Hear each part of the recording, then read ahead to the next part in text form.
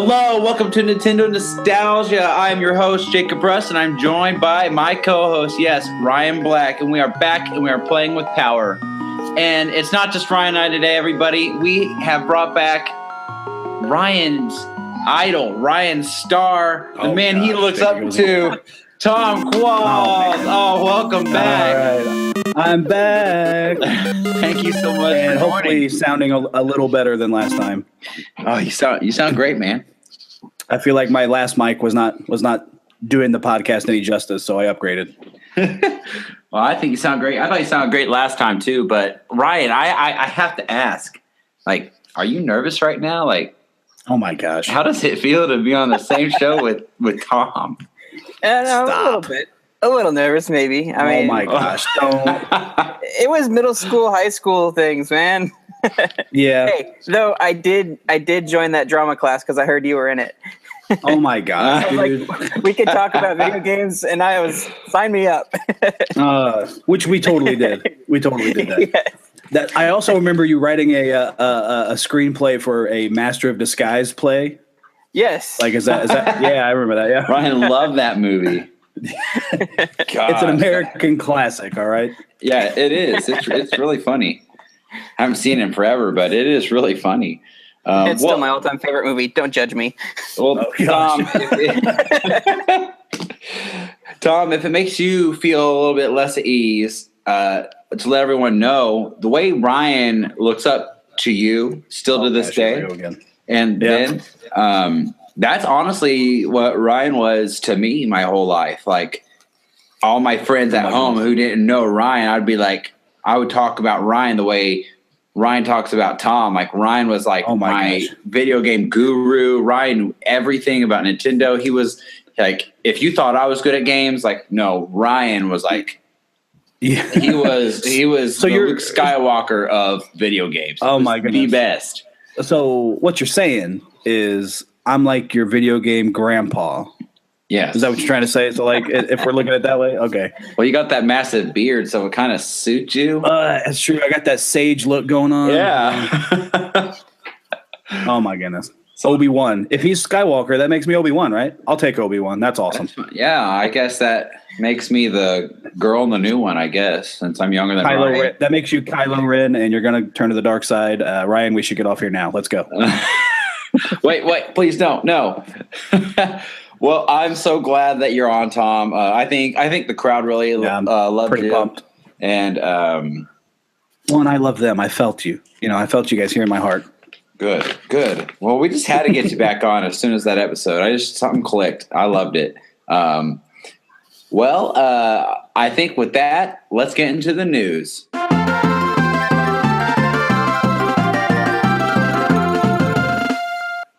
Tom, since you are our guest, why don't you bring your news topic you have prepared for today? Okay. So now I don't want to get anybody in a panic. All right. I know it's already on our minds. Our palms are sweaty just thinking about it, but we are a week away from the Switch, guys. Oh my gosh. Like that is next week. That's next week. Next week it will be in your hands. Exactly. Yeah. Next Friday, it is go time. It is go time. So of course I got more Switch news because who can get enough? Nobody. That's who. Oh, every day. But what I got is kind of, I don't want to say it's negative news, but it's very interesting and something to think about if you guys are picking up a Switch. You may want to pick up a micro SD card or something, some extra memory for this bad boy, because the onboard 32 megabyte hard drive, some of the sizes of the games that you can download came out. And it's pretty interesting stuff because the Switch has a 32 gigabyte hard drive. You got to factor in that obviously the OS will take up a little bit of that space, and whatever else you need to run the system will be taken out of that. But there was a few games they announced the size. One of them was Disgaea 5, which, by the way, I forgot that game was coming out, and that's so cool. I love that game. We're looking at 5.9 gigs on Disgaea, so that's not bad. No, that's not too bad. Mario Kart 8 Deluxe, looking at a little over 7 gigs. That's not bad. Still not bad. Breath of the Wild, buckle up. 13.4 gigs. So well over half of your hard drive will be taken up if you decide to download Breath of the Wild. So that's a lot. Just half of it gone, cut right off. But then the big one that made people take note is Dragon Quest Heroes. Download size, 32 gigs. Wow. So if you planned on downloading Dragon Quest Heroes, it will not fit on your Switch. You're going to need a micro SDXC card to kind of help yourself out to have enough space on that. But I thought that was interesting because each of the systems that come out nowadays, you have such big hard drives on all of them. Even the Xbox, I'll get 500 gigs on this model, and the Switch, as far as I know, just has the 32 gigs. Isn't that right? Yes. Mm-hmm. Yeah. So it's pretty interesting that they did. Now they said that they're not available yet, but the micro SDXC cards, they're looking at. Eventually, they're coming out with a 2 terabyte version of them, which that should be plenty. But it still just boggles my mind. Why such a small hard drive? Like, I love the Switch and I'm super excited about it, but if I was making a list of pros and cons, that's in my con list. I don't like that.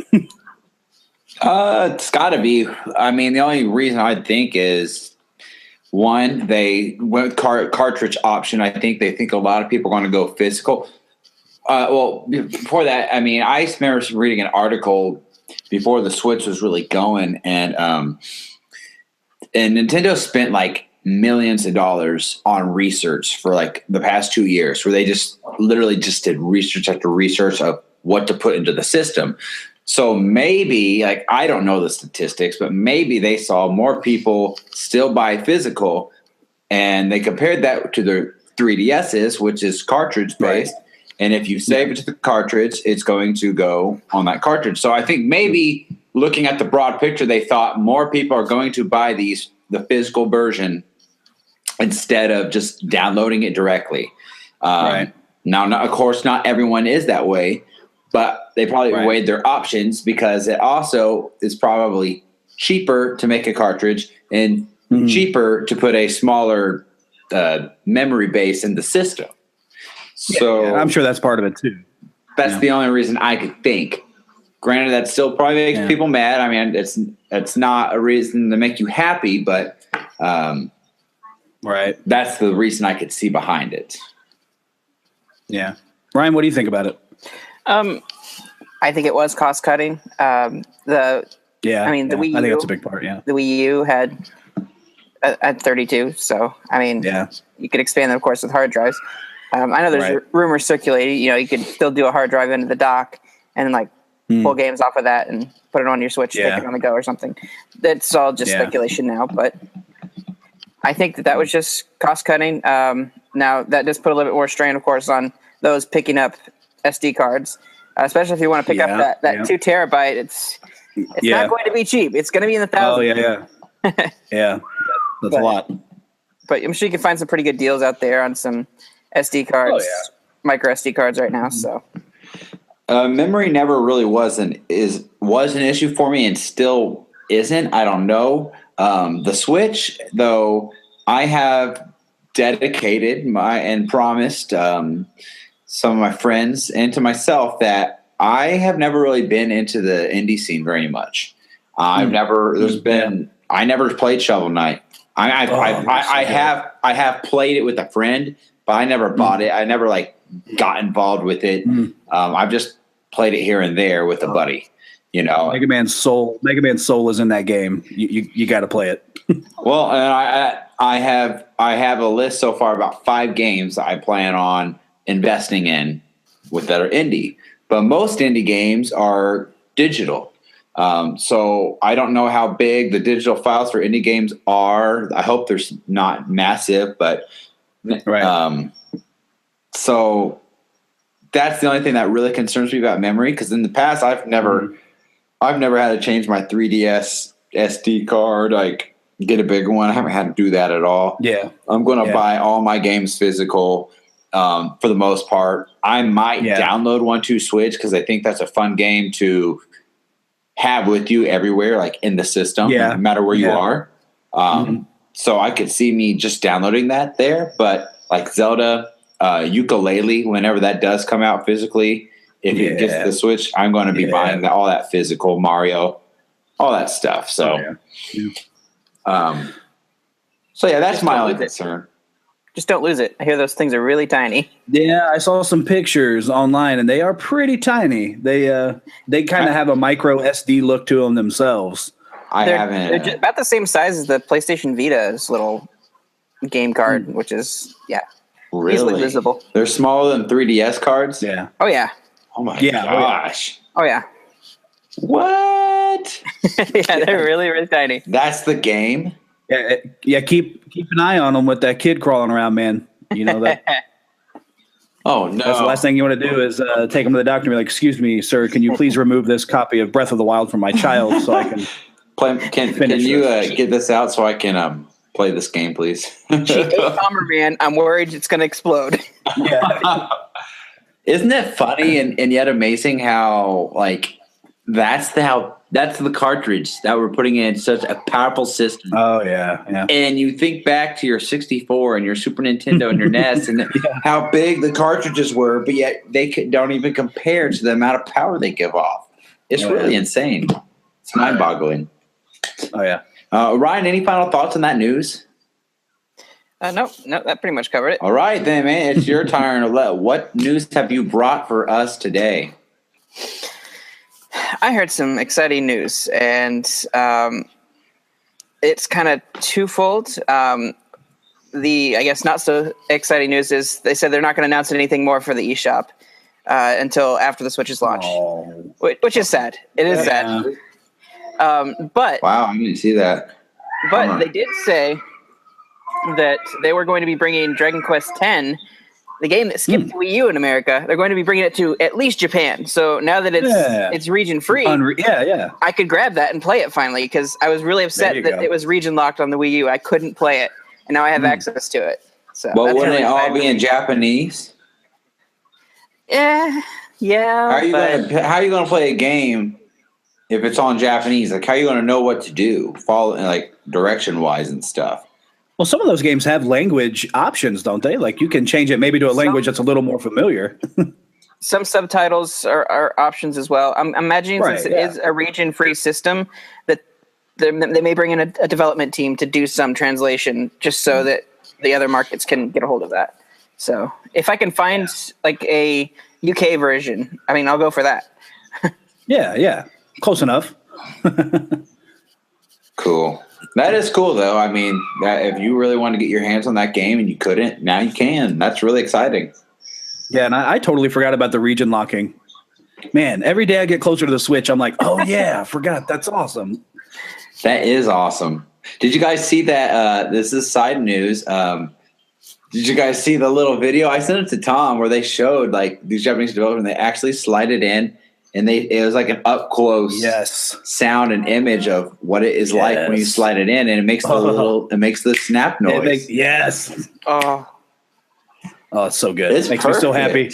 It's so little. So when you slide the Joy-Con into the screen, it does it. It makes the snap, and I'm like, that's all I wanted. I'll just unhook the Joy-Con and slide it on and off. So great. It's so satisfying. You're gonna break your Joy-Cons the first day. I probably will. Hey, the biggest rookie mistake you can make is putting the Switch with the kickstand out into the dock. That'll break it right off. Don't do that. Yeah, I saw that.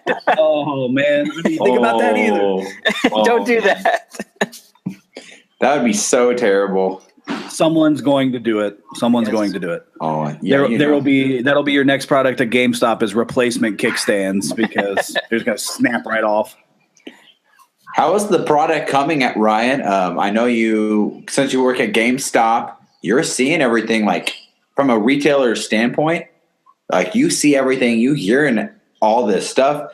Give everyone who listens what's it like for you on the other side of the fence who's selling this product? Well, they don't have any product yet. So I asked today, they're they don't have any, and nothing's been shipped to them. I was like, when the Wii U came out, I bought something silly because it was the first Wii U product you get even before it even came out. So I'm hoping to get my hands on whatever that third-party item is or what have you, just to say, I've got something for the Switch now. But all they have right now is just promotional stuff up. Cool. On the Nostalgia chat, I did post some pictures of what my GameStop has set up, and they've got an interactive. It doesn't have the system, but it has like a little touch screen where you can look at different things, and it's cool. I hope they upgrade that to have the system attached to it, but we'll see. Time will tell. Yeah, that'd be great. Yeah, I saw that. That was cool, man. That just got me pumped. Just another step to say, like, we're almost there. We are almost there. I got to say, it was really nice to see what I was pre-ordering because I didn't have any pictures before then, like of what the game case was, carrying case and stuff. I'm like, that's what I'm buying. Okay, cool. Yeah. I think it finally hit me today, though. It actually felt real. Like, oh my gosh, the Switch is going to be in my hands next week. And it just became, it was more than just emotional. It was like, it just finally all hit me full on. And I'm like, I am so ready for this now. Well, where it's hit you for excitement, because I know you probably have yours pre-ordered, correct? Yes, I have it all paid off, and I'm ready to go. Yeah. So it hit me today in the opposite direction, where it was like, oh yeah, Switch is next week. I don't have it pre-ordered. I'm in big trouble. Like, I'm gonna have to wait in some lines, I think. I told you, like I said, go to that prize, man. I messed up, guys. I messed up. You dropped the ball, but it's okay. Hey, I'm trying to help my sister-in-law out for that because my father-in-law I think has come around a bit to getting her the new Switch. He was like, "Oh, why would you get something? You just got a Wii U, But I think he's coming around and she has money, so now I got to try to track one down for her, and it's going to be interesting because she can't miss out on Splatoon and Test Fire. Like that's her game. Oh gosh, Splatoon is. I love Splatoon. We need to play. We haven't played yet. Yeah, we do. What's up with that? Oh man, I blame me. Well, Splatoon. And my wife is on Netflix. That's why. Yeah. Well, that's good part about your Switch, Ryan. It's not going to have Netflix at the start because they just won't. So you don't have to worry about your wife like controlling your television and your system. So. Hey, we each have our own Switch, so that won't even be an issue. Oh, there you go. Cool. Well, the news I brought today is not Switch related. It is ukulele related. Because you all know I love Banjo-Kazooie, the Rare games. Like that is my bread and butter. Mm-hmm. If I could get ukulele or a Breath of the Wild at launch, I would actually get ukulele if it was possible. But that's not the case now. I love Zelda. I do, but I love ukulele. I want banjo back so bad. So the news I saw, just it was really cool. I really like to listen to video game music. I can sit there and listen to it all day. I did that today at work. I listened to Donkey Kong Country and Land music and Banjo-Kazooie. Just for a 10-hour workday. So I got a lot in. But the vinyl, CD, and digital downloads are able to be. Well, you're able to pre-order. The soundtrack that they announced that today. Playtonic Games did that. If you want to get the soundtrack for the game, you can pre-order it. There's a combo to get a vinyl, a CD, and the digital, or you can get just the vinyl, or you can get just the CD. I believe that's how it is. So that's exciting. It's coming out April 7th, so right before the game hits all the other consoles. And can I just say, I think Nintendo, and I've heard Nintendo and Playtonic are working. They've said that they're working close with Nintendo. So I really kind of feel it in my heart, and I'm hoping because the Switch version is going to be later than everything else, that I feel like they're doing something special for the Nintendo fans. It might be. I mean, they've shown a hint of people thought maybe it's an amiibo, and could you imagine if we got an amiibo line or ukulele on the Switch? Yeah. Oh my gosh, that would be so amazing. I would buy every single amiibo. Yeah, I love the design of those two characters too. And I saw that same news story. I think you actually sent it to me. But it was the vinyl presses look so cool because they look really good. Oh, they have googly eyes in the middle. Yeah. That was great. Perfect. It's great stuff. And I'm not a big vinyl guy. My wife is. I just got her a new player for Christmas, and nice. but still, I'm starting to get an appreciation for it. You know, the more I look at it, mess with it, I'm like, okay, you know what? Why not my first vinyl be a little ukulele? They're so pretty. Absolutely. With vinyls, I'm not a big vinyl guy either, but I love to get vinyls for like my favorite albums. You know, just for like the collector inside me.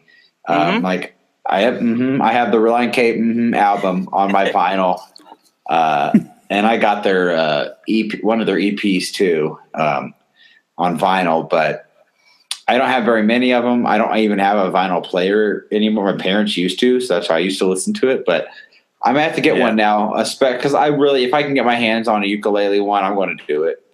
Yeah. So I'm just a big fan of the pretty ones, like the ukulele one. Like the Marvel Netflix Luke Cage series released their soundtrack on a sweet gold looking vinyl, or a yellow vinyl, and it was beautiful. And I was like, you know what? I don't know if I'd ever listen to that, but I want it because it looks awesome. That's cool. It's funny how old things come back around to be new again and cool. Oh, yeah. So that was my topic. Not much there, but I think we're good to get into what we've all been playing. So Ryan, we'll switch it around and have you go first. So what have you been playing, buddy? Whole lot of Pokemon Go. I've been playing our featured game for the episode. I've been playing that, getting some time in with that game, and that's pretty much it. I mean, that's all I've been doing. Been loving that Pokemon Go. I think I spent more time this time around than I did like when it first came out. Like, I don't know what it is about second generation and the day and night, and I don't know. But I did get my favorite Pokemon finally. I got my Misdreavus the other night. I saw it late at night. I'm like, oh man, it's at the bus stop. I gotta hop in my car. Got to drive over there. Got to get it.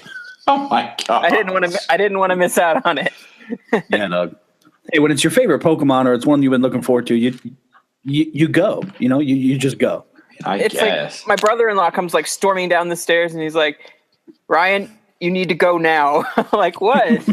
There's a mystery. He's like, what? Okay, let's go. Yep. It's just what you do. So with the second gen, are they actually doing day and night Pokemon now? Like, it's actually tied to some Pokemon only show up in the day, some only show up at night? It's more volume.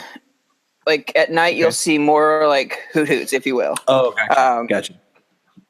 So like it is day and night, but you'll see frequencies increase. You can still find a Hoot in the middle of the day, but that just might be more rare. It's the same thing with like Ghost Pokemon in the first generation. That they appeared a little bit more at night. So gotcha. Yeah.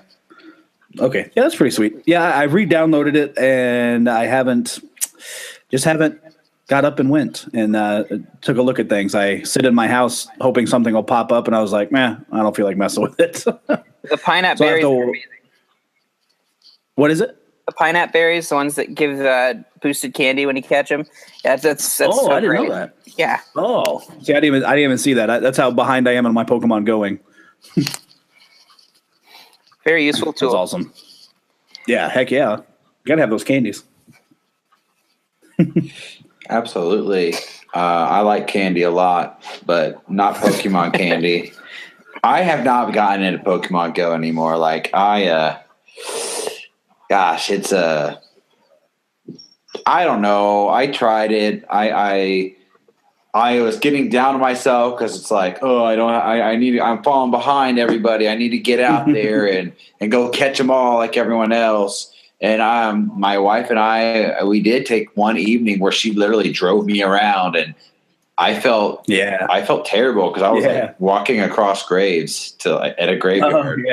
And I was like, man, this is so wrong. And then I did one thing where there was like this giant thing downtown Indianapolis where an event went viral, and like there were tons of people. I mean, it was like the fair was in town or something, and it was like the state fair, and that's how it felt walking downtown by the canal. Everyone's out there just catching Pokemon, and I caught a Snorlax, so that was cool. Wow, very nice. Yeah, I did. Awesome. Surprisingly. And then that was like the last I played of it because it's like there's nothing around here. At least there wasn't at the time, and It's taking up. I had an older phone too, so it was eating up my battery like big time, and and taking up space. So I'm just not into it. Plus, I have to say, I think Niantic is like a crap company. Like, whoa! I keep hearing that's bold words. I know it is, but it's like I just feel like they're lucky. Like they got the Pokemon carrot, so everyone comes to them. But if this was anything else, no one would give a darn about what they're doing or put up with what they're doing because, like, I guess you can't even battle people yet. You can't even trade yet. Like, these are like fundamental Pokemon. This should have been there. This should have been there in the first month or two. Like, that is fundamental stuff there. They didn't expect to have so many people and swamp their servers and everything. Like, they've been scrambling, and I think they finally got a hold on things. But it's just everything's so glitchy still. Even like when they first released Gen 2, like they did recover, but it was pretty tough there for a little bit to get in, logged in, and everything. And that's what I'm saying. I get you the big rush of everything at first, the first couple months there. But like they're still denying the game it died down a little bit from that initial hype. Well, especially once it got colder out. But like there's just some things that like should have been fixed as soon as possible. And if this was any other game company, people would not be putting up with this, and people would have returned their game or whatever if they actually had to go buy the game. And like people would be really ticked. I just feel like because it's Pokemon, they're getting a pass right now. But in my opinion, this stuff should have been fixed a long time ago. And maybe I would still be around if I could have traded, Yeah, I'm not too tough on them. You know, they were given a pretty big undertaking. Hey, excuse me, small company that's done this one game. We need you to make Pokemon in real life. Don't mess it up. Like, I mean, that's tough. That's tough. But you know, I got to re-download it. I'll give it another shot. I'd like to see what they do changing up. I'm not going to give up on it because, you know, in the mobile market, that's just the nature of the beast. Is you just keep it might be rough at first, but you keep changing, and eventually you'll get to the point where, you know, some of your biggest grossing mobile games did not start out well. You know, they had to get that way over time. You know, so I give them a little credit.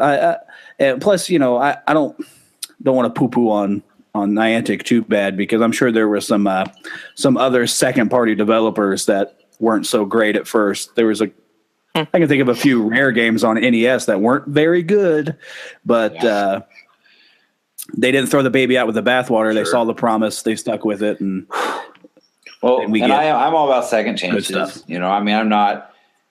The biggest reason I don't play is not because of the poor servers or things like that. It's because I just don't have the time. I do not have the time to drive around. I'm not going to get out. If Pokemon popped up right now, I'm not going to leave this podcast like, guys, I got to go get this flying Charizard right outside. Okay, I can't do that. I just don't have time for it. So, but you got to have the love, man. You got to have the love in your heart. Man, we went on a Pokemon Go rant. Yeah, we did. I did not mean your to fault, do Ryan. that. Your fault. Well, that's what Ryan's been playing. Tom, how about you? I have not been playing much either. I've been dabbling with the mobile game, the Pokemon Duel mobile game. I don't know if you guys played that. Pretty great, actually. I really enjoy that game. My phone's getting a little crowded, though, so I had to delete it to re-download Pokemon Go that I'm not playing, so that was probably... Oh, makes sense. I don't know. Yeah, it makes sense. But I was playing that a little bit, and also our featured game today. But I played that a lot, and I'm sure we'll get into that. Yes, you did. You're like I did. A god for how fast you beat it. Man. Tom the God. I prefer Savant. All right. Savant. Yeah. Okay. Yeah. Me, I have been playing Majora's Mask. So there you go. Just the same old with everybody else for the past few weeks. I'm almost to the final temple. Like I said last week, I've been doing a lot of side things, so it's been taking time, especially with my busy schedule. I don't get to play it all the time like I want to. So like I just got the mirror shield, and I did just beat the skeleton dudes in the castle, and I can go into the last temple. But I think before I do that temple, when I because I have now been I was trying not to do a bunch of walkthrough stuff, but now because it's getting really close to Switch and I want to beat the game, I've been just oh, okay, what do I do? So, and when I look up the walkthrough stuff, at the point where I'm at in the game and at the point where I'm at, their hearts in the walkthrough are they have 7 more hearts than me. I'm like, oh my gosh, I need the hearts. So I need to get the hearts, and I'm missing some. I got a whole row of masks I'm missing. So I think I'm going to look it up how to do all that, and then I'll beat the final temple and go kick the crap out of Majora. So there you go. But I'm getting there. I think I get done in a week, especially if I got a crunch time. I'm going to do it. So, are you aiming for the Fierce Deity? Are you trying to get the Fierce Deity mask? Absolutely. Okay. Right. When I was a kid, I had Majora's Mask for the N64, and I didn't even really know about the Fierce Deity. I beat that game just as young Link.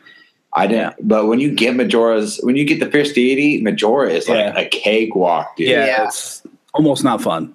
Oh, it's so easy. I mean, you feel so OP, but it is I actually thinking I might beat it with the Fierce Deity mask, and I might fight the boss twice and play as young Link and beat her that way too. So is Majora a dude or a girl? I always thought Majora was a girl.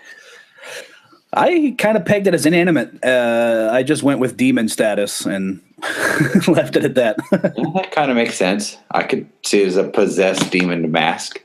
It's a spirit. Spirit? Yeah, see. Yeah. Cool. Non-gender afflicting force. Yeah, that's what I'm going with. Can I just say I want another Majora installment though? Could you they just figure out somehow down the road, let's put an open world game in Termina now after this, just years into the future or maybe somehow Majora spills over into Hyrule and is affecting Hyrule now instead of Termina. But I think Majora. Yeah, Majora's pants. You have to collect different pants to put on. Majora's pants. I got the swimming trunks. Giants. One of the mini games is actually making pants for the giants. Yes, exactly. It's gonna be great. Oh gosh. The big pants quest. Yeah. Big pants quest. The big Goron's pants quest. Yeah. Okay, well, before we go on a pants Majora's derail. I think it's time to get into what everyone's waiting for. The topic, our main topic, it is The Legend of Zelda: A Link to the Past. Mm-hmm.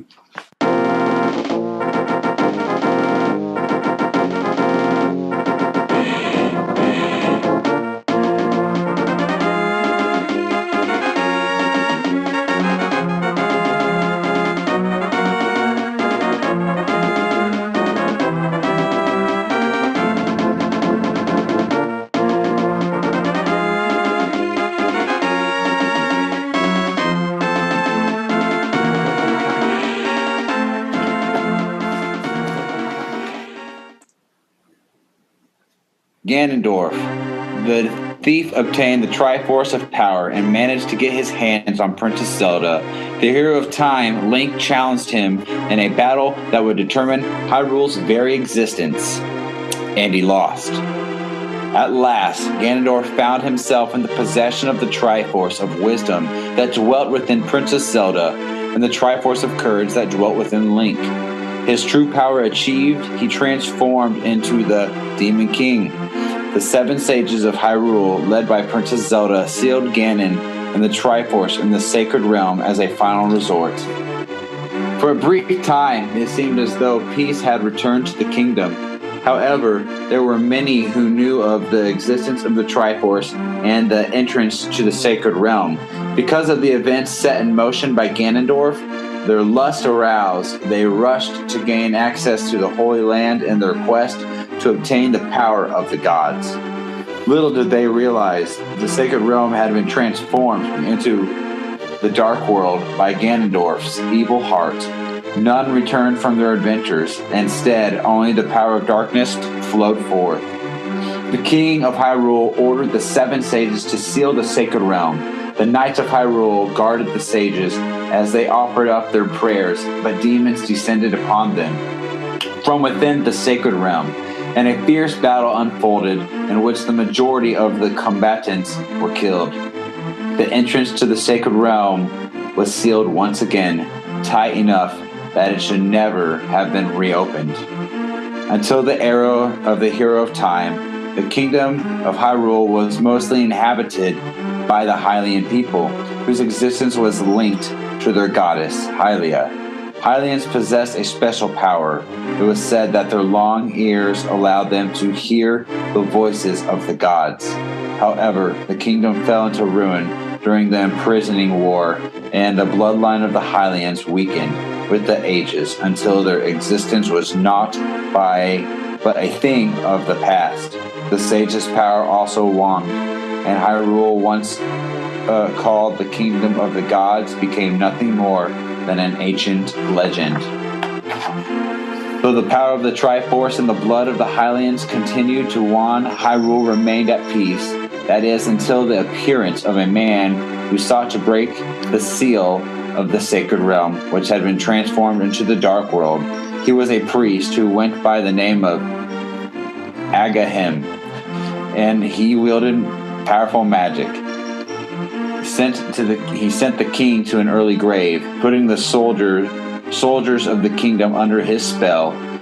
He kidnapped the maidens, and in his veins flowed the blood of the 7 sages. One by one, he sacrificed the girls, sending them to the Dark World, and was about to offer up Princess Zelda as well. Princess Zelda, imprisoned in the dungeon, sent out a telepathic cry for help. It was the young boy Link and his uncle who lived together near the castle, who heard her plea. The two were the last surviving members of the Knights of Hyrule. In order to rescue Princess Zelda, Link's uncle entered the castle. However, he was defeated by the guards and entrusted his sword to Link, who followed after him. Link rescued Princess Zelda from the dungeon and escaped the sanctuary using a hidden passage. The loyal sage at that sanctuary agreed to shelter Princess Zelda, and Link left on a quest to seek the Master Sword that he would need to defeat the evil priest. Link paid a visit to the sage and obtained the Pendant of Courage. He then had to acquire the other 2 pendants of virtue in order to prove his worth as the hero and the one capable of wielding the Master Sword. That, my friends, is the Hyrule Historia entry to A Link to the Past. This game was released for the Super Nintendo on April 13th, 1992, when I was just 1 year old. Tom, how old were you? I was 7. A lot older than me. Ryan? 4? I'm thinking right. Is that right? Oh, man. No, that's not right. What a bunch of babies. You guys are so young. Yeah, 4 or 5. Oh, wow. Well, I'll just start off by saying, first off, that was a long intro. And second off, I never owned this game. I do own it on a virtual console now through the Wii, but I didn't have a Super Nintendo growing up, so I only remember seeing my older brother vaguely playing it. He never let me play, so that was my only experience to the game. And to be honest, I have not beaten this game. I have never beaten it. I have not gotten very far. I may have beaten like a temple or 2 in the game. So I am really excited to have you here, Tom, because this is like one of your bread and butter games. You've beaten it through and through.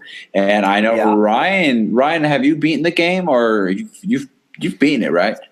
No, I have not beaten it. Oh, you guys. But there's always a story behind it. There's a story behind it, so. There is a story behind it that Tom was not aware of.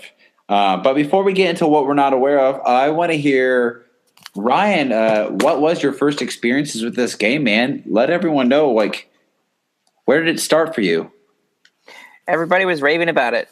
I couldn't get a hold of a copy because it was super expensive by the time I knew about it.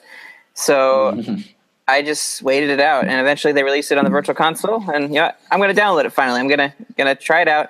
I've heard all this hype, and I was a little less than impressed because it's got all this hype. It can't be that good. So that was my first impression on it. Tom, man, how about you? I know you got some stories steaming in your head right there. Oh yeah. So I do own this game on the Super Nintendo. Yay! I did play through it just to let that cat out of the bag. I did beat it in 3 days last week, so it is very, very fresh on my mind. It's one of those ones that to be 100% honest with you, playing through it this time, I love watching like the awesome games done quick and the summer games done quick and those things. I think I want to learn to speed run this game. Like, I think I want to learn how. Like, I think it might be fun. I think you could do it totally. Gosh. The more I played through it, I was like, this is kind of fun to just shoot through here. But my first experience with the game was actually post Ocarina of Time. In 1992, I was still very, very into my NES, and the following year is when I got my Sega Genesis. So I was a Genesis kid before I messed with any Super Nintendo. I didn't get Super Nintendo until right before the 64 came out. Wow. Late adapter. Yeah, but you know what? The Super Nintendo is some of my favorite games, and I would argue maybe on another podcast, the Super Nintendo collection of games may be some of the greatest titles known to gaming, like on the Super Nintendo. Ryan, I know you'll agree with Super Metroid being on that list of. Oh yeah, definitely. Yeah, see, that's what I'm saying. The Super Nintendo changed gaming in a crazy, crazy way. But anyway, it had Radical Rex on it. Yeah, there you go. But anyway, to get back to Link to the Past, I didn't pick this up until after Ocarina of Time because Ocarina of Time was what bit me with the Zelda bug. Okay. I never really played a Zelda before that, but Ocarina of Time is, Ocarina of Time, and I fell in love and decided that's what a Zelda game is. I need to play all the Zelda games. That's just how it needs to work. So I end up picking up this. The copy that I have is the old Nintendo Selects. So I found it, I want to say at a Meijer or something. They still had some in stock, and it was a whole $20 because it was a Nintendo Select thing. So, wow. I got it for a $20. I know, right? I know. So I got it for a $20 bill, and this awesome. would have been around $19.99. So I got that, and I still played through it, and I did beat it. I did beat it then. So I got 2 files on there, and both of them are done. Both of them are completed.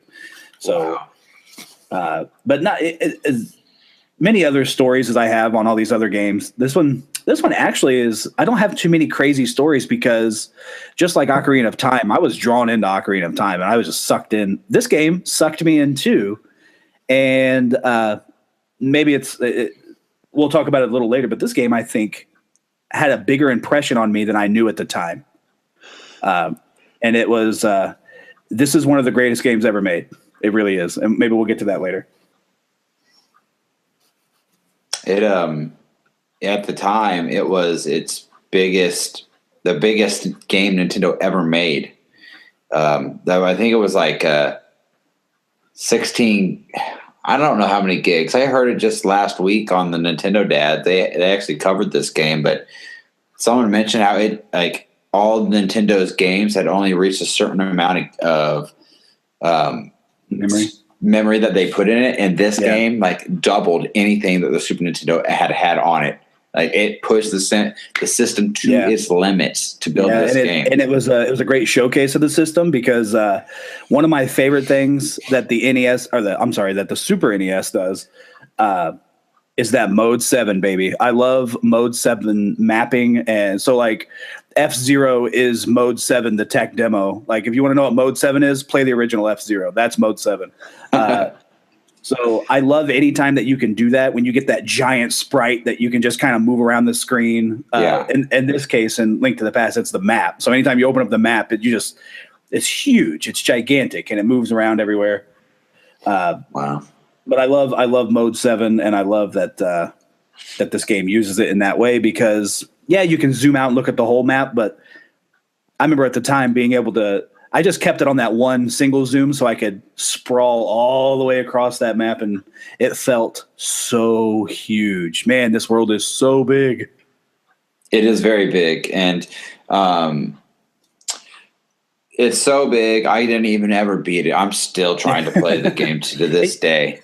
It's not very big. Now, with this recent playthrough, I kind of got that perspective now, and maybe modern games have kind of spoiled me on what big is, but yeah.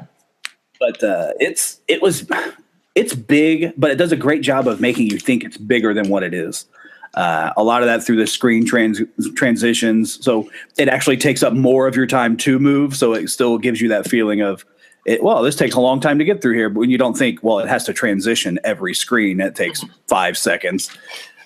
And the same thing with the map itself. You look at it, you're like, man, that's gigantic. But if you just press one more map button, it shows you that it's just one little picture, and you're pretty darn close to where you need to be.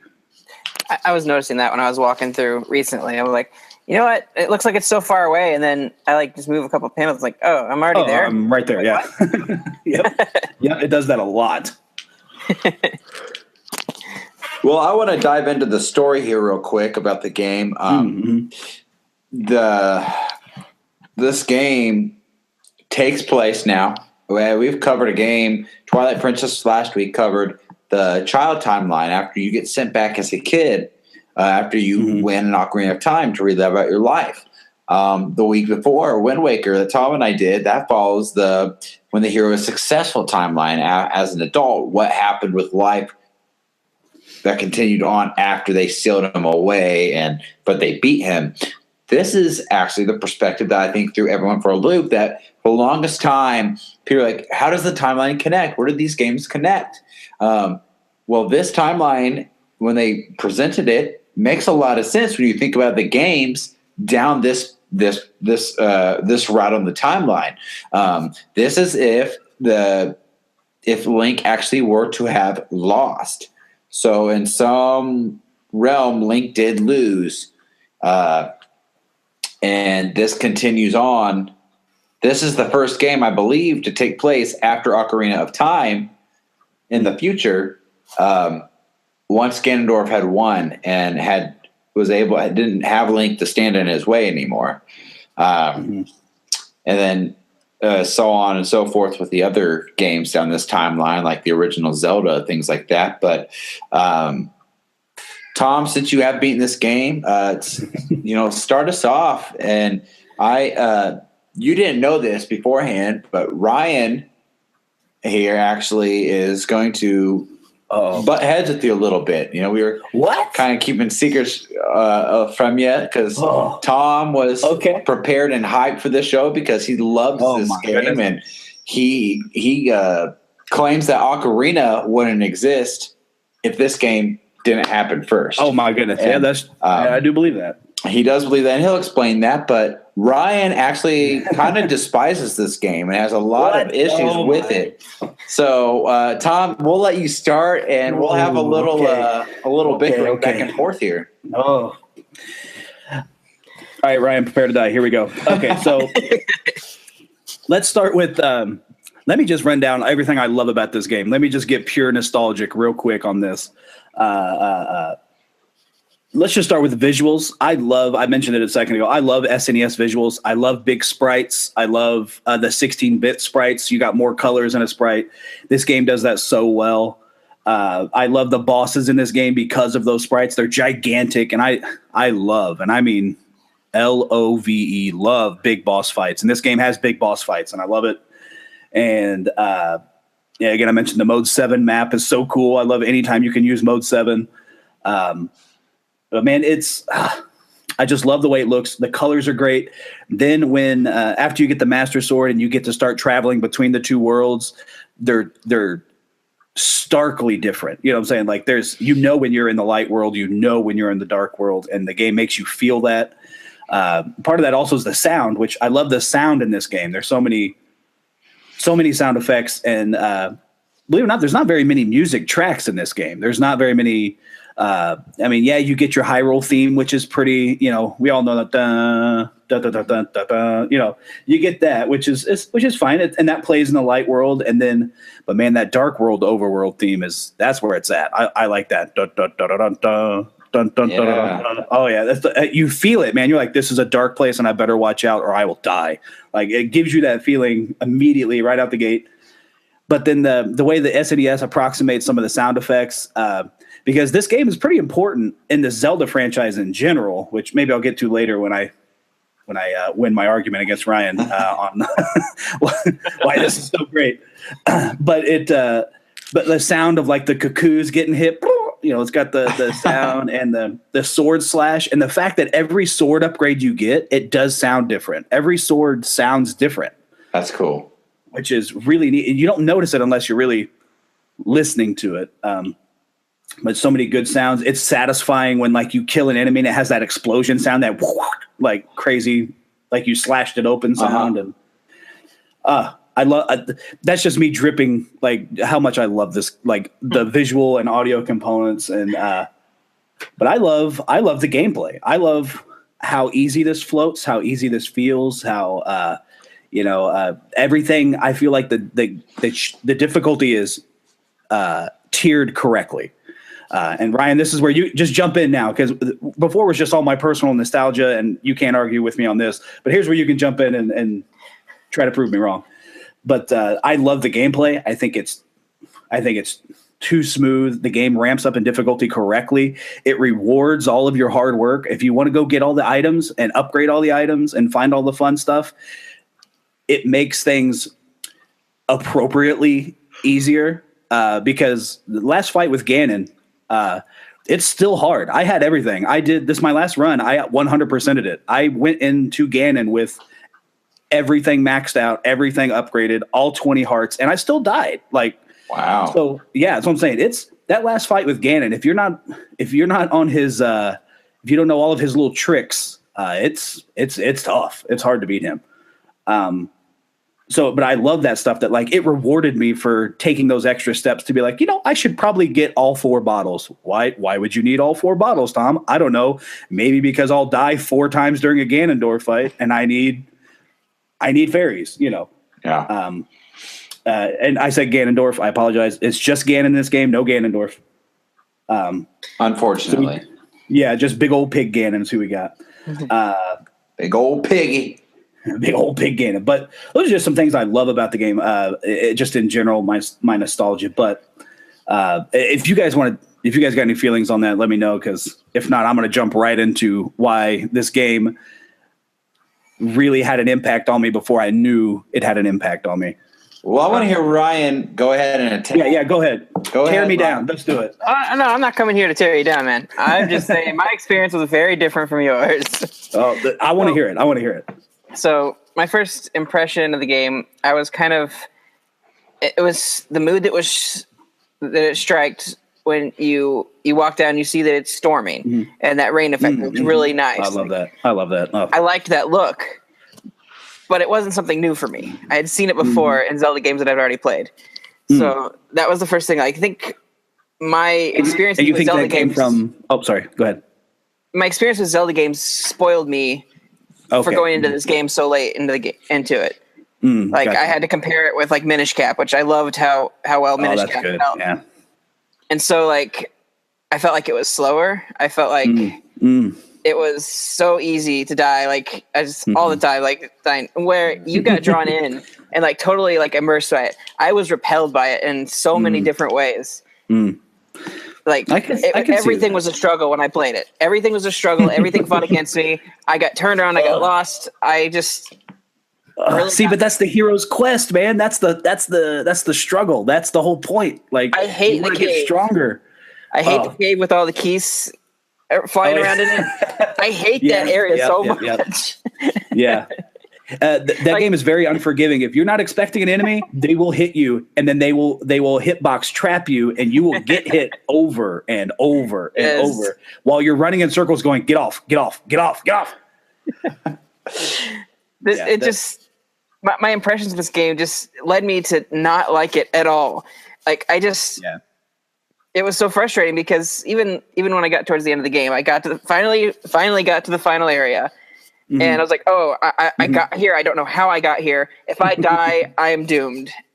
And so like, and I'll go into the area, and then I leave. I go to collect hearts. I die. I ended up right at the at the mountain at the beginning, and I could not figure out how in the heck I got there. Yep. I couldn't figure out how to get back to that level, that dungeon, the castle. Yeah, now I'll concede that to you. This game is hard. But not in a way that like it's unfair hard. I feel like it's fair, but it is difficult. There is a huge learning curve, and there are Zelda games that do that better, I think. I think there are some like that. And that's what I was going to say. I didn't mean to interrupt you there earlier, but because you totally answered the question I was going to ask, which was, had you played a bunch of other Zelda games before you got to Link to the Past? Yes, I had played Four Swords Adventures. I had played Minish Cap, which I absolutely adored. Like Minish Cap really bothered me because I'd see those stumps with like the holes in them. I'm like, why can't I shrink down into the stump? Why can't I jump on it? Why can't I interact with this? Four Swords and Minish Cap. This is where I get to throw a little bit of shade, even though I love both of those games. But they stole so much from Link to the Past. They stole assets. They stole mechanics. They stole a whole lot from them. But, you know, and I appreciate those games. They are good. I love Minish Cap. That was really, really fun. But, man, so for me, when I played it at the time, because, again, I'm coming fresh off of Ocarina of Time, and I'm hype off that. Like, I am real hype off of Ocarina of Time. And I played it, and I loved it, and I was like, man, that was really good. By the time I beat Ganon, it was a sweaty, like, I did it. Like, I did it. I did this thing. And then it totals up your thing at the end of the game, and it says you died 114 times. And I was like, it's like, I don't doubt that. And then I played it through last week, and I get to the end, and I'm like, you know, I got through that pretty quick. You died 6 times. And I was like, wow. Okay, there we go. That's a bit of an improvement. Yeah. From my, let's see, 1999, I would have been a whole 14 years old. So, yeah, I'm double that age now, literally, and more. So, so a little wisdom with age. What is that beard?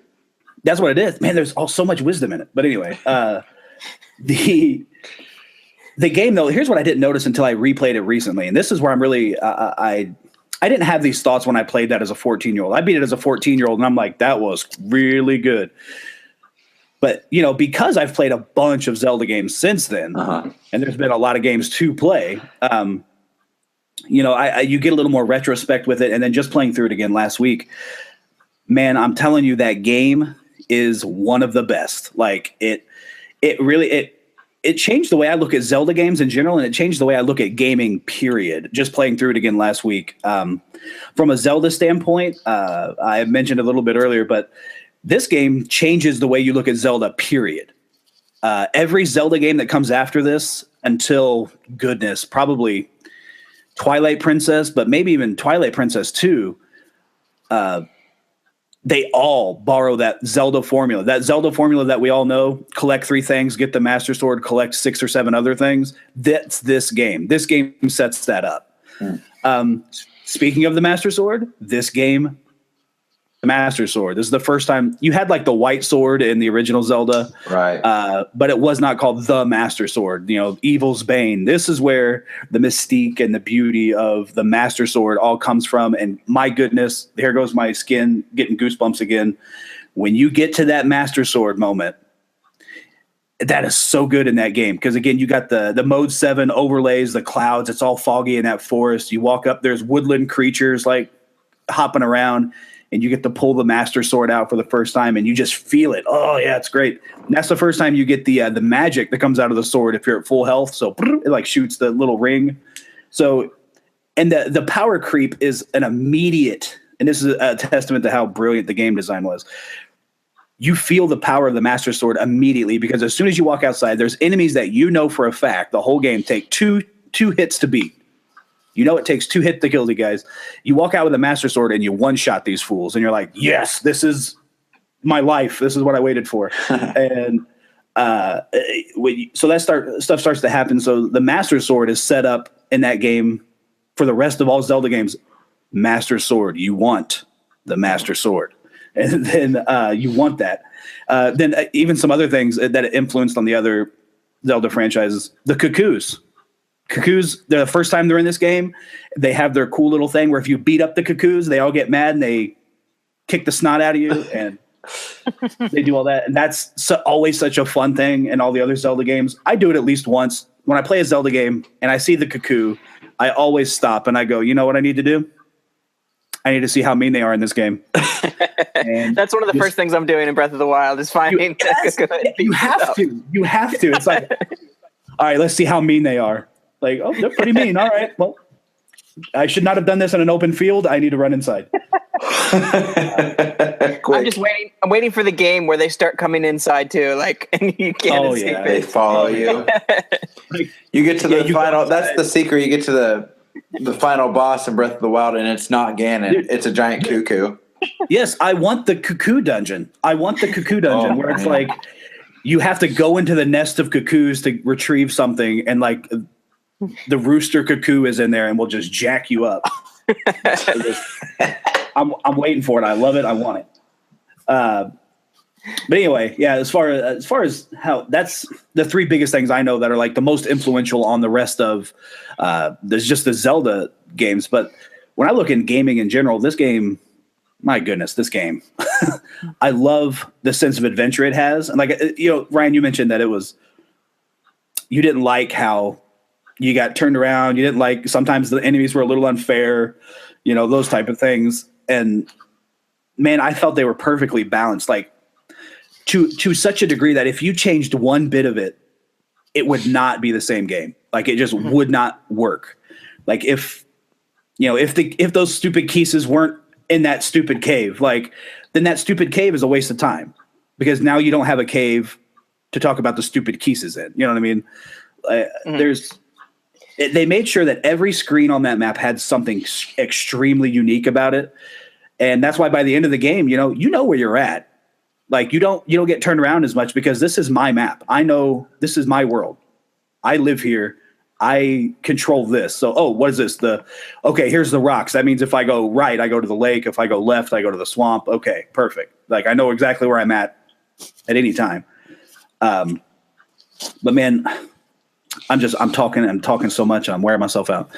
But but man, and just gaming in general, I think I didn't write the note down like I wanted to, but basically what I'm saying is it changed how you look at an open world game that would go on to influence and inform any other open world game to come after it. Not just Zelda games, but any open world game. It's like, man, you got to be able to beat Link to the Past on that because it was just too good on what it did. I think Go ahead, Ryan. I feel like I had a lot of bad luck when I played it. Like, just everything that could have gone wrong went wrong, and that was just that flavor that I got. But like playing through it again recently, like I didn't get to the end, but I did get the Master Sword, and I was going up to. I broke the seal in the castle door to go rescue Zelda, who had been kidnapped again, or from the sanctuary, and so that's about where I ended it. And I felt like I had a grasp on things this time, and it wasn't that difficult. Like I went to that cave, and I got through the cave with the keys. It was not that big of an issue. I had a big problem with the stupid rocks that were falling after that, but on the mountain, those are terrible. Yeah, I hate those. I was doing pretty good, and I felt like I had a grasp on it. You're like, you know what? Maybe this game isn't as bad. My first impression was just not that great. I mean, I got stuck at this part where I came back to a year later, but where it was just the first time you went to the Dark World and you got turned into a bunny, and I couldn't figure out what the heck to do. I didn't know you had to equip the mirror to try to jump out of different places. Like, and again, there was actually a marker. There was actually a marker in the ground to show you where you actually had to use the mirror, but I didn't pick up on that. And so like I put the game away and I got frustrated, and I came back a year later and I figured it out and was able to progress. But like I couldn't find any of this stuff in like strategy guides and stuff. So like, and no matter what I looked up, I couldn't get direction from those. So I'm like, I'm on my own here. And so I'm okay. There's some bad guides out there too. But I think that I'm going to sit down, I'm going to complete it. Like I'm going to get past this slump, and I think I'm going to enjoy it. I mean, I've never seen the ending. Like spoilers was telling me that there's Ganon at the end. Like, oh yeah, I didn't know that. I thought I just had to fight the wizard. But hey, that's cool. I mean, you'll figure out. Yeah, I won't tell you how, but yeah, there's totally Ganon at the end. But yeah, and he's tough. So, but no, go ahead. I want to talk about just some key things. How, like you said, that this game implemented a lot of things, such as like the Master Sword. Right. Granted, I guess for connectivity, I guess the White Sword in the old Zelda game would have been the Master Sword. It just didn't have the name yet. It was an older game, Yeah. But this game, I think, also introduced. Correct me if I'm wrong. The sages. I don't think we really had heard anything about sages up to this point. They called them wise men. But I think that they were essentially sages. Okay. Yep. Yeah. So that introduced a key figure into that. That's now in almost every game, at least the main line. People. Well, and that's. Go ahead.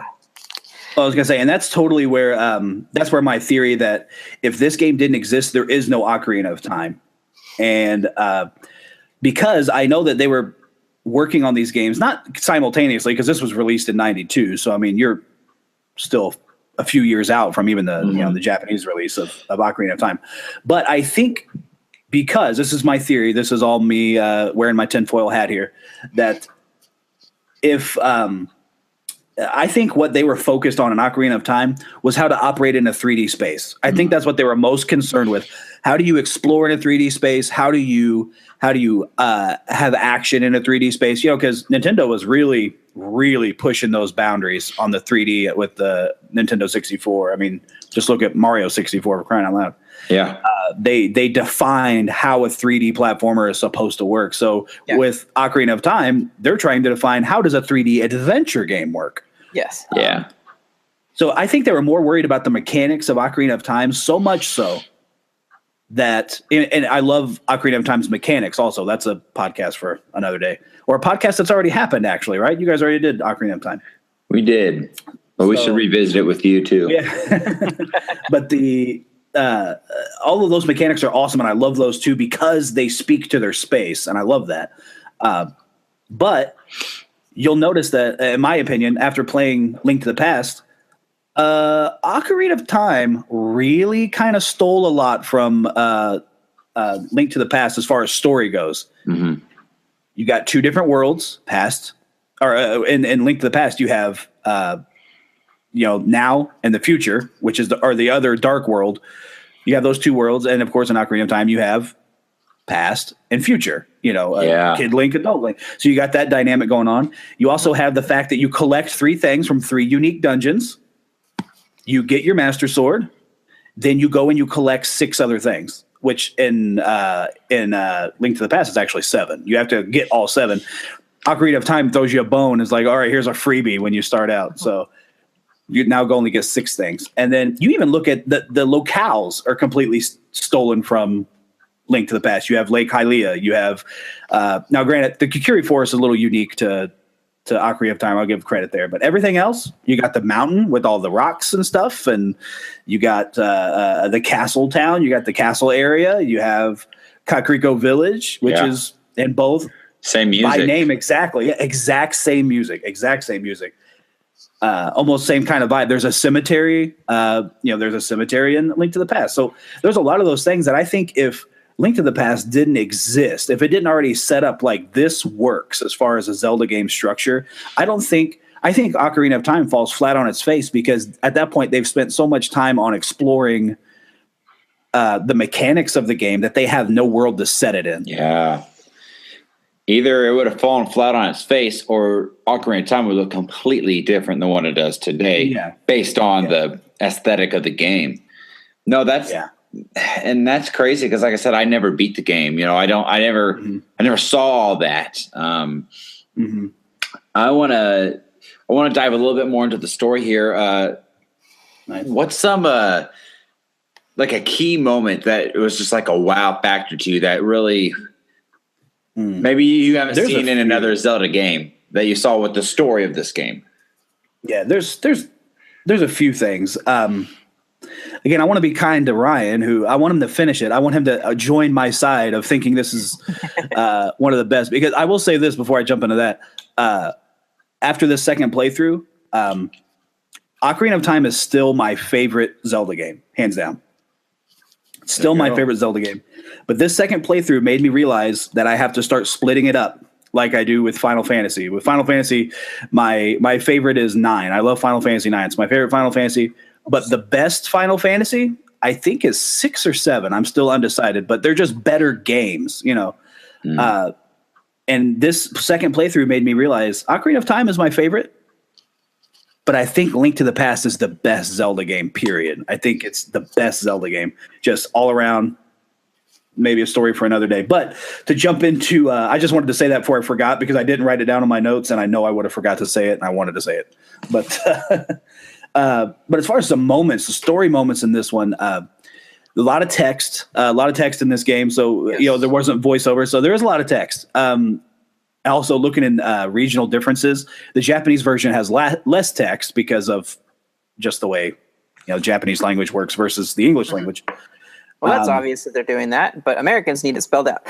Yes, exactly. So there's more text, not just actual text to speak, but the literal language, the way it all fits in a box is different physically. So there's lots of text to get through, and it's easy to button mash through the text. Yeah, blah, blah, blah, blah. I get it. Get the sword, whatever. But when you do that, I feel like you do miss a lot of the nuances of this world that really make you kind of fall in love with it, because the NPCs in this game are so, like, they're super unique, and they all have a personality, and it's so crazy to have a personality out of a sprite. Like, it's just a guy in a red hat. Like, it's just, that's all it is. Like, it's a guy in a hat, and you talk to him, but he comes across as nervous, and like he's always running away from you. And once you get the Pegasus boost, you can chase him and stuff. You know, like it's cool little things like that that the NPCs tell a story of a living world that you fall in love with while you're in the light world, and then when you go to the dark world, you see all that stuff is broken down and it's gone and it's you know, decrepit. Those people are either dead or transfigured into like some sort of creature. You're like, this must be set right. Like, this has to be set right. So like, there's something inside of you from a narrative standpoint that makes you go, I'm fixing this. You guys hang on one second. Let me get these crystals. I'm going to fix this. Right. So that really speaks to me. Yeah, like I said, that first time you jump into the dark world and you're like, what is happening? Am I in hell? What just happened? Like it's tough, and it gives you a feeling, you know, of dire urgency. Like, oh man, I got to fix this. This cannot happen. And then let's see. Again, I'm trying to be considerate of Ryan and other people I want to pick up this game, because I don't want to spoil too much. I already said Ganon's at the end. I know that's not a surprise to a lot of people because it's a Zelda game. And if Ganon is in the story at the beginning, he's gonna be in the game. He's just gonna be in there. But unless it's right. Well, yeah, that's true, because they were trying to keep him from coming back. Yeah. I mean, he does come back if he died, but you know. Anyway. Yeah. But I'm trying to think of what good story beats to pick out without spoiling a lot of stuff. I'll just say, I mentioned it earlier. I love boss fights. I love giant sprites in the SNES. I love big boss sprites. Ryan, did you face any bosses yet that you just loved fighting so far?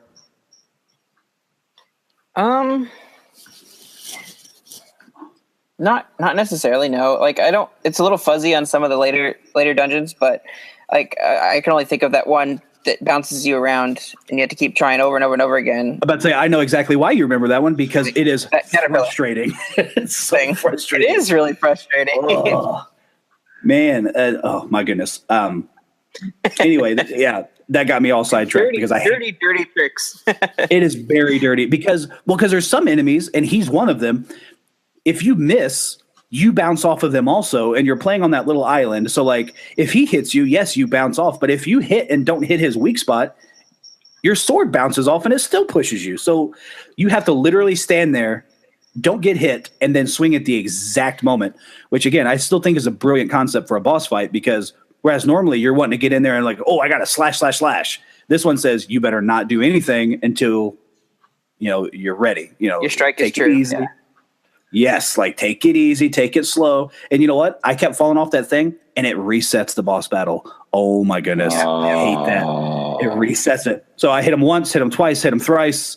All right, one more time. Boing, you fall in the hole. Oh my gosh, reset. Do it again. That's terrible. It is. It's tough. Brutal. It's brutal. So that dungeon I thought was poorly made, in that it gave you an item that you couldn't get to, and I was fixated on that, thinking that I had to get that moon pearl, but I couldn't really gain access to it. It's like, well, I guess I'll go fight this thing, and I fought it and kept falling and having to do it over and over and over again. Yeah, oh my god. Then I tried to do the moon pearl stuff again. I'm like, I can't figure this out, so I got to go back to that thing again. I finally beat it, but that was kind of like, I didn't like that structure where it teased an item that, now, as far as I know, you couldn't get it yet. And like, oh, you have to get this item, and I'm like, I can't get the item, so what do I do? And then I felt like I found this boss on accident, and I beat it, and I'm like, oh well, so I can't get the other thing yet. Okay, that was a weird structure for me. Now going back to NPCs, like I think the thing that really struck me, like the first NPC I came across that really had personality, was actually the one in the village where you talk to her and she's like, hey, here's the guy who you guys are hunting down. Like, come get him. Like, she says, bring some enemies in. You're like, what the heck? She runs off. Why I'm would like, you what do the that? heck? But even that doesn't changes. really, like, I like that flavor. Yeah. Oh yeah, because again, it flies in the face of even conventional RPGs at the time, where you just talk to everybody to get information. I mean, even at this point, because this is the third Zelda game. I mean, if you look at magazines from the time, this was called Zelda 3. It wasn't called A Link to the Past. This was Zelda 3. So you got to think, the game before this, The Adventures of Link, you talk to people constantly, and they were always telling you what to do. And so it's funny that this flies in the face of, oh, look, there's a lady. Hey, what should I do?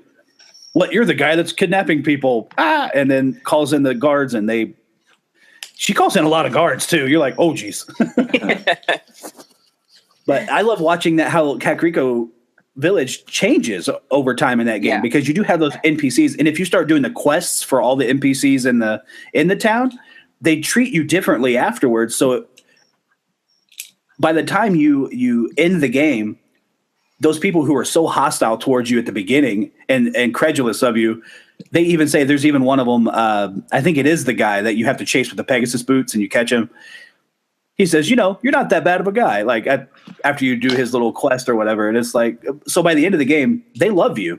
A town that hated you loved you, and it gives you that hero's feeling again. You know what I'm saying? That, wow, I did it. I these people like me because I did good things for them. But I love that. I lost train of thought. I started talking about NPCs again. Well, I want to connect this game. Every Zelda game, as we approach Breath of the Wild, I definitely see an element of all these past games that we've talked about in Breath of the Wild. But what I'm seeing with Breath of the Wild compared to A Link to the Past was, we got, how you mentioned that this was the Super Nintendo's open world game. Like, this was the start of what you think influenced many open world games. All the open world games from here on out. And I think it's very cool and interesting that you say this and claim this, because I don't think that's the popular opinion out there. I think most people, and we're guilty of even saying it on our own show, is that Ocarina of Time started everything. Ocarina of Time was the standard that changed everything. Had I not played this game, I would agree. Had I not played this game. And granted, I just told you I have not beaten it. I've played it, but I have not beaten this game. So for its time, this was its Ocarina. This was its Breath of the Wild. Now, Breath of the Wild, hands down, clearly is going to blow out any Zelda game in terms of mass, of how big the world is. Oh, yeah. That's not just in Zelda games. That's all of gaming. Like, this is the biggest map in all of gaming ever. Does it eclipse World of Warcraft, or I don't know, actually. I didn't look that up, but I feel like I saw an infographic at one point where it compared it to some of the quote-unquote biggest games there are, and it dwarfed all of them. Okay, I imagine some of those bigger, like, MMOs might not even count. You can't really compare because they're so different. But, like, I do want to give honorable mention to the sequel to this game, because a lot. Oh yeah, I was gonna bring it up if you didn't, baby.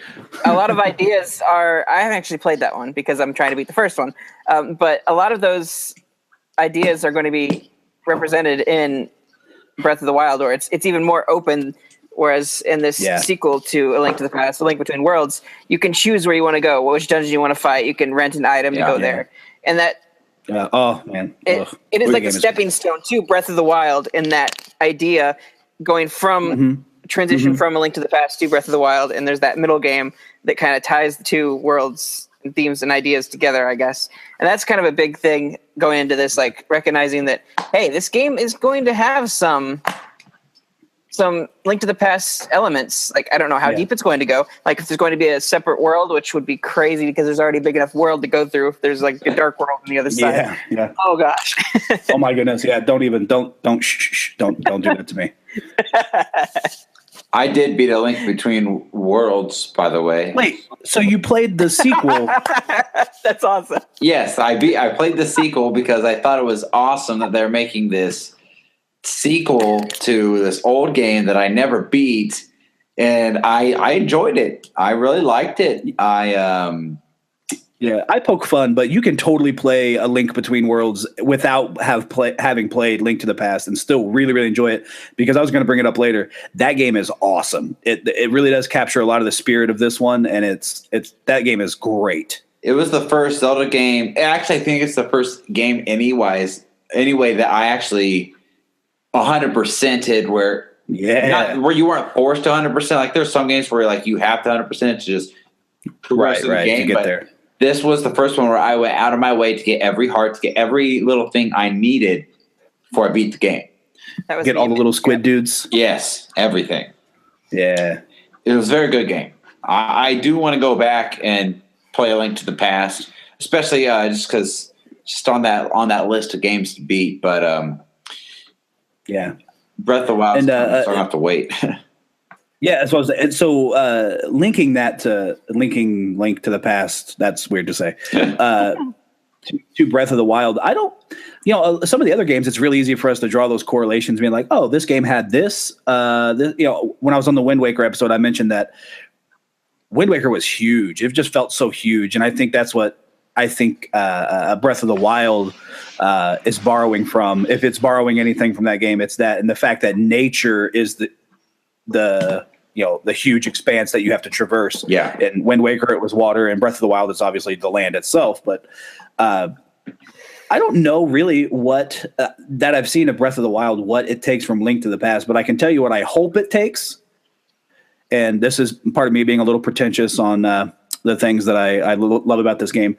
I hope that it brings the what's the term I'm looking for?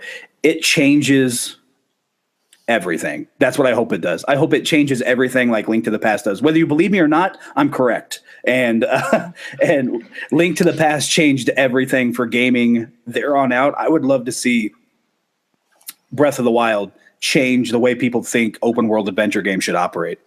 Mm-hmm. I think it very well may. I like that you stand by it, that Link to the Past really set the stone for what all the Zelda games afterwards have been modeled after.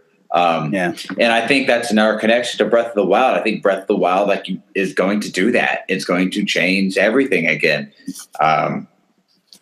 So that's A Link to the Past really is a special gem because it came at a time too where I think Nintendo didn't know how it was going to turn out, because if you remember, the game that came out before this for this franchise was Zelda 2, and it's the black sheep of the whole family, and it was weird, and it was extremely tough, not the same.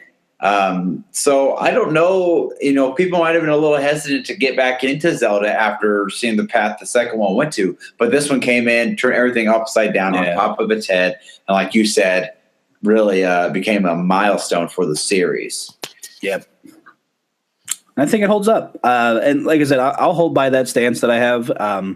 I understand all of Ryan's complaints about the game. I really, really do. Like I can totally see how that's off-putting. I can, but I want to encourage you, Ryan, and I want to encourage all the other players, and I want to definitely encourage you, Jacob, to get on it and play this game. It's totally worth it. Overcome it, because it feels so good by the end of it that there's no other game that I can think of off the top of my head that makes me feel so complete after beating it. It's like, that felt like I accomplished something for someone. I think we're going to get that with Breath of the Wild. As a Nerd Connect, you talked about how hard this game is. Well, think about the difficulty in Breath of the Wild. Like, you've seen just demos and gameplay. Like, this is going to be the hardest Zelda game we've played in a long time. And the games after this Link to the Past were they were kind of, that was a complaint, is that the fights and the bosses seem to have gotten easier to handle and to not die so much. Some ways, like do this and there's no like random chance. You just gotta do it this hit 3 times way and win. And absolutely. So I think with that DLC they talk about hard mode. I think the game already is hard, like in general, and I like that that's the standard. I feel like it's going to be a Master Quest, honestly. It probably will be. Oh man, that'd be awesome.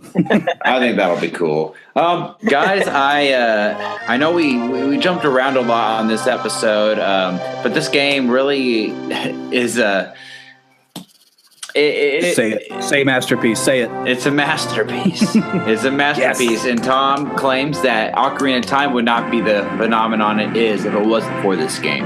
So, guys, fight me in the comments. Fight me in the comments.